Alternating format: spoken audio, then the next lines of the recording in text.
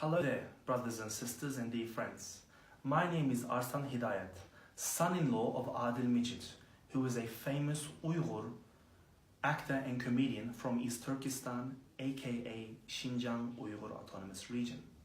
He has been missing for the past 3.5 months, missing since November 2nd of 2018. We would like to know his whereabouts.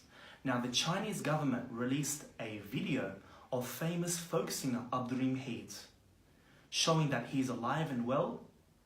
We would also like a similar sort of proof of life video of Adil Mijit and the rest of our 3 to 5 million brothers and sisters who have been locked up in Chinese concentration camps.